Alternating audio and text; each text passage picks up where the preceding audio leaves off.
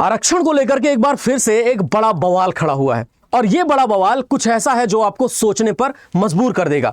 मैं आपको खुद बता रहा हूं कि इसमें बहुत सारे ऐसे मामले शामिल हैं जिन मामलों को देखते हुए आपको भी यह समझ आएगा कि वास्तविकता में क्या आरक्षण सही है भी या नहीं।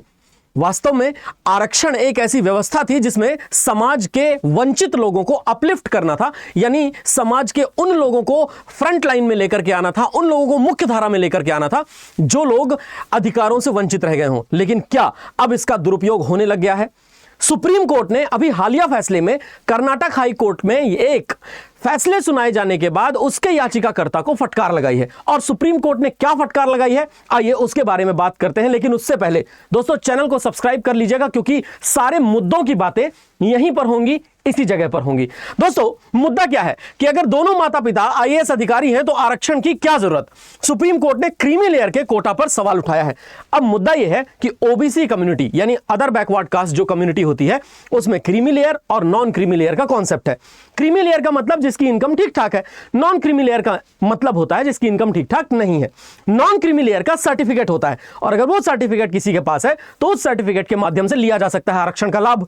लेकिन मुद्दा यह है कि कर्नाटक सरकार में अधिकारी होने के बावजूद अगर माता पिता दोनों अधिकारी हैं तो उनके बच्चों को क्यों आरक्षण का लाभ मिले? मामला यह है दोस्तों कि सुप्रीम कोर्ट ने शुक्रवार को पिछड़े वर्गों के आरक्षण के मामले में शैक्षणिक रूप और आर्थिक रूप इन दोनों से सवाल को खड़ा कर दिया है। मुद्दा यह है दोस्तों कि सामाजिक गतिशीलता सशक्तिकरण का मतलब यह तो नहीं हो सकता ना कि एक ही परिवार में जहां पर माता और पिता दोनों के दोनों अधिकारी बन चुके हैं आरक्षण का लाभ उस बच्चे को भी मिले जो उन माता पिता का है।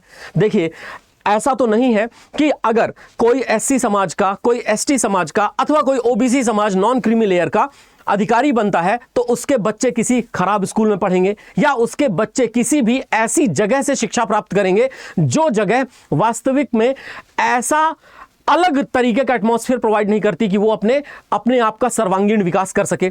मुद्दा तो यही है ना। देखिए दोस्तों, कर्नाटक में न्यायमूर्ति बीवी नागरत्न और उज्जवल भयान की पीठ है जो कर्नाटक उच्च न्यायालय के उस फैसले को चुनौती देने वाली याचिका पर सुनवाई कर रही थी जिसमें याचिकाकर्ता को आरक्षण के लाभों से वंचित रखने के फैसले को बरकरार रखा गया था, क्योंकि दोनों माता पिता राज्य सरकार के कर्मचारी हैं।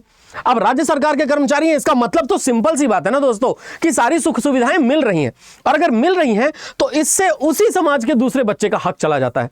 मैं आपको एग्जाम्पल देकर के बताऊं, अगर कोई एससी कम्युनिटी या एसटी कम्युनिटी से आने वाले माता पिता हैं, वो दोनों के दोनों आरक्षण का लाभ लेने के बाद अब अधिकारी के पद पर हैं, सरकारी नौकरी में हैं, तो उनके बच्चे ने अगर उसी एससी या एसटी आरक्षण का लाभ लिया तो दूसरा जो एससी और एसटी आरक्षण लेने वाला बच्चा होगा उसी की सीट तो जाएगी ना। कुल मिलाकर के मुद्दा यह है कि जो फिक्स कोटा है उस फिक्स कोटे के अंदर दूसरा व्यक्ति आए और दूसरा व्यक्ति जो समाज में उस मुख्य धारा में नहीं आ पाया है उसको मौका मिले। यहां पर मेन बात है जिसको सुप्रीम कोर्ट ने भी एक आधार माना है और हम उसी पर चर्चाएं करेंगे। तो मुद्दा यह है दोस्तों कि यदि माता और पिता दोनों आईएएस अधिकारी हैं पीटीआई की पीठ के अनुसार तो आरक्षण क्यों मिलना चाहिए? आखिरकार नोटिस जारी करते हुए अदालत ने कहा कि बच्चों को आरक्षण की मांग करने से हम कभी बच नहीं पाएंगे अगर हम अभी स्टेप नहीं उठाएंगे तो, यानी कुल मिलाकर के एक स्टेप उठाया जाना जरूरी है। मैं इस मुद्दे पर थोड़ी सी और गहन चर्चा करना चाहूंगा, लेकिन आपको बताऊं कि भारत में जो आरक्षण है, भारत में आरक्षण टोटल 59.5% है और ईडब्ल्यूएस का जो कंसेप्ट है, ईडब्ल्यूएस का कंसेप्ट भी हमारे जो संविधान के संवैधानिक संशोधन से डाला गया जिसमें 10% आरक्षण उन लोगों को दिया गया जो इकोनॉमिकली बैकवर्ड सेक्शन से आते हैं और जो इकोनॉमिकली वीकर सेक्शन से आने वाले लोग हैं वो जनरल कैटेगरी के लोग हैं, यानी कि अनरिजर्व्ड कैटेगरी के लोग हैं। अब एक और मुद्दा यहां पर आकर के ऐड होता है, बैकवर्ड क्लासेस में जो क्रीमी लेयर है, क्रीमी लेयर का मतलब यह है कि इनको नहीं मिलता है आरक्षण का लाभ, यानी ओबीसी में जो क्रीमी लेयर है वो वास्तविकता में वो लोग हैं जिनकी इनकम अच्छी है। नॉन क्रीमी लेयर का प्रॉपर एक सर्टिफिकेट होता है जिसमें इनकम दिखानी पड़ती है पर्टिकुलर थ्रेशोल्ड के नीचे। अब नॉन क्रीमी लेयर का जो सर्टिफिकेट है वो सर्टिफिकेट कुछ इस तरीके से बनता है जिस सर्टिफिकेट में प्रॉपरली ये लिखा हुआ होता है कि मिनिमम थ्रेशोल्ड से नीचे इनकम होने की वजह से ये नॉन क्रीमी लेयर में आते हैं। और नॉन क्रीमी लेयर में आने का मतलब ये हो गया कि ये वो लोग हैं वास्तविकता में जो लोग लाभ चाहते हैं आरक्षण का, जिन लोगों को पूरे फायदे नहीं मिल पाए हैं वो लोग। मैं आपको एक एग्जाम्पल और देता हूं, जो एग्जाम्पल है टीना डाबी जी का। टीना डाबी जी आईएएस बनी और टीना डाबी जी के जितने प्रीलिम्स में नंबर थे उस हिसाब से अगर उनको आरक्षण का लाभ नहीं मिलता तो मेंस में भी ना हो पाता। लेकिन ऐसा नहीं है कि टीना डाबी जी के फादर और मदर उनको अच्छी शिक्षा नहीं प्रोवाइड करवा सकते थे, उसी कम्युनिटी का कोई दूसरा व्यक्ति। और तो और सुप्रीम कोर्ट थोड़ा और आगे भी गया, और सुप्रीम कोर्ट थोड़ा और आगे जाने के बाद बहुत सारी बातें और भी कहता है। देखिए ध्यान से अगर आप समझे तो क्रीमी लेयर का जो कॉन्सेप्ट है वो आया था 1992 में इंदिरा साहनी केस के बाद। इंदिरा साहनी बनाम यूनियन ऑफ इंडिया यह केस हुआ था, उसके बाद ओबीसी का आरक्षण नॉन क्रीमी लेयर को दिया गया था। तय किया गया था कि ओबीसी रिजर्वेशन का लाभ किसे नहीं मिलेगा, तो 8 लाख रुपए से अधिक सालाना आय वालों के बच्चों को नहीं मिलता है ओबीसी कोटे का लाभ। मतलब ओबीसी कैटेगरी में आएंगे जरूर, लेकिन अगर माता पिता की इनकम मिला करके 8 लाख रुपए से ऊपर है तो उस बच्चे को आरक्षण नहीं मिलता है। और ठीक भी है, 8 लाख रुपए एक इतनी इनकम तो होती है कि कोई भी बच्चा किसी भी जगह पर जाकर के बढ़िया से पढ़ सके। और अगर मान लीजिए कि 12th तक वो अपनी एजुकेशन बढ़िया से कर भी लेता है तो उसके बाद ग्रेजुएशन के लिए एजुकेशन लोन मिलता है, एजुकेशन लोन से भी पढ़ाई कर सकता है वो अगर इतना प्रतिभाशाली है तो प्रतिभाशाली बच्चों के लिए तो कोई कमी ही नहीं है, वो आराम से अपने आप को एक जगह पर ले जाकर के, एक थ्रेशोल्ड पर ले जाकर के एस्टैब्लिश कर सकते हैं, इसमें कोई दो राय नहीं।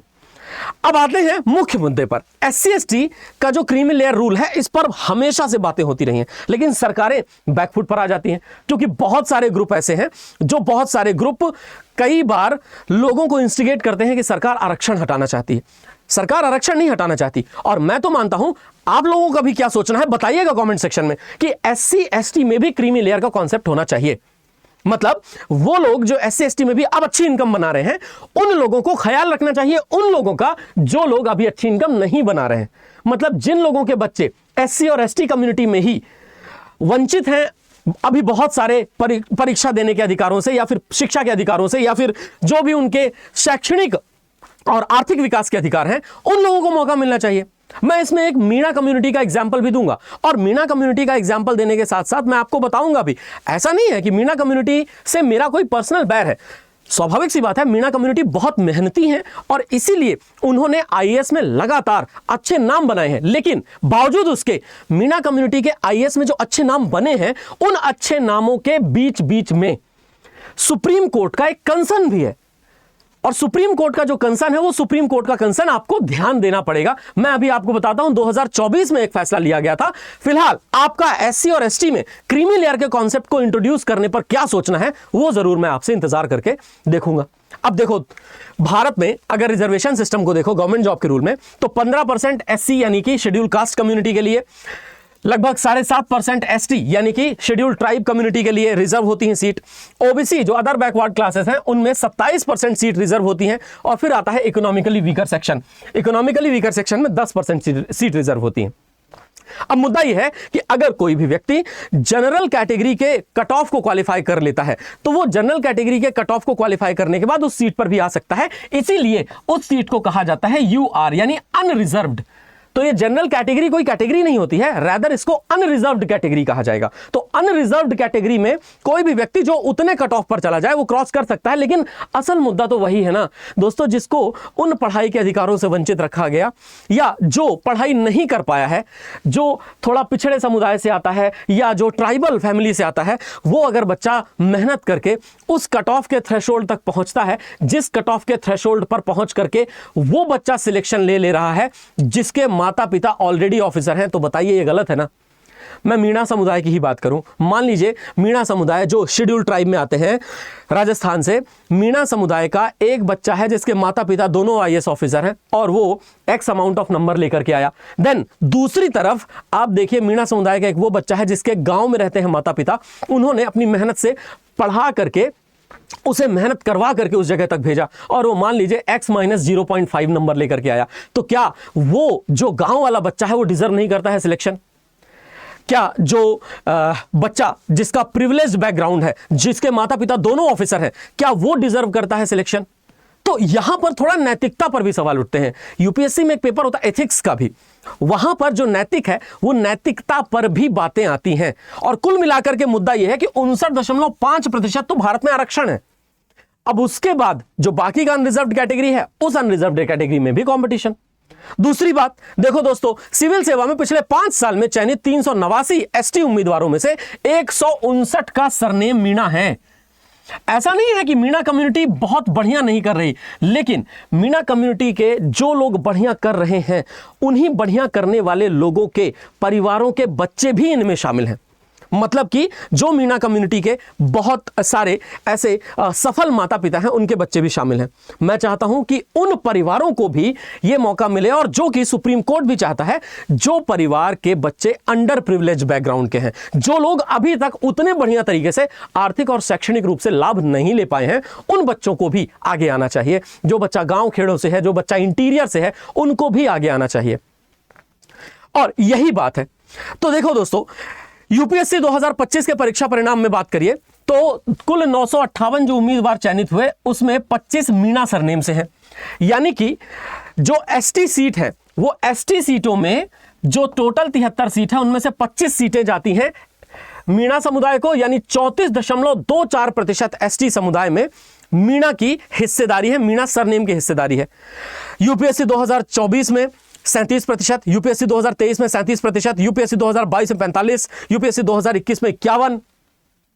और मैं एक और बात पर यहां पे आपका ध्यान, एसटी कोटे की कुल 389 सीटों में से लगभग 40.87% सीट पर मीणा सरनेम वाले जो उम्मीदवार हैं वो सफल हुए। तो जो और भी सरनेम वाले उम्मीदवार हैं, जो और भी ट्राइब्स हैं, जो और भी जनजातियां हैं, भारत में इतनी सारी जनजातियां पाई जाती हैं, उन जनजातियों के बच्चे जो हैं उन बच्चों को भी सरनेम लेना है। और एक बार मैं फिर से क्लैरिफाई कर देना चाहता हूं, मैं ये नहीं कहता कि मीणा समुदाय के बच्चे पढ़ने में अच्छे नहीं होते, बस उन लोगों को आरक्षण जरूर त्यागना चाहिए, जैसा कि सुप्रीम कोर्ट भी कहता है, जिन लोगों के माता पिता आरक्षण का लाभ लेकर के सफल हो गए हों।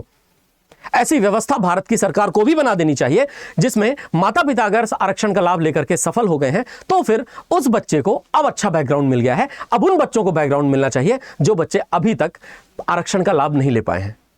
मुद्दा तो यह है। तो ये देखो दोस्तों, मीणा एक भारत का प्रमुख आदिवासी समुदाय है जो मुख्यतः राजस्थान और मध्य प्रदेश में निवास करता है। 1954 में सरकार ने इसको एसटी सूची में शामिल किया था। यूपीएससी परीक्षाओं में इस समुदाय का लगातार मजबूत प्रदर्शन देखने को मिलता है, विच आई रियली अप्रिशिएट, जो कि हम आराम से अप्रिशिएट करते हैं कि बिल्कुल 100%। तो ये एक एग्जाम्पल है, इसमें मीणा कम्युनिटी को कुछ नहीं कहना चाहता मैं केवल एक एग्जाम्पल देना चाहता हूं कि जो इनका मजबूत प्रदर्शन है वो मजबूत प्रदर्शन में कितने लोगों का बैकग्राउंड प्रिविलेज है।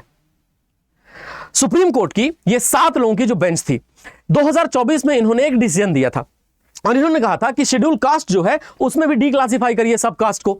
यानी जो शेड्यूल कास्ट है अगर उसमें हम डी क्लासिफिकेशन शेड्यूल कास्ट का डाल देंगे तो डी क्लासिफिकेशन या सब क्लासिफिकेशन में जस्टिस उस समय पर चीफ जस्टिस ऑफ इंडिया थे डीवाई चंद्रचूड़ साहब, बी आर गवई साहब भी उसमें थे जो बाद में चीफ जस्टिस बने, विक्रम नाथ साहब हैं, बीएम त्रिवेदी जी हैं, एस सी शर्मा है, पंकज मित्तल हैं, मनोज मिश्रा जी, ये सब लोगों ने मिलकर के इस पर एक फैसला दिया था।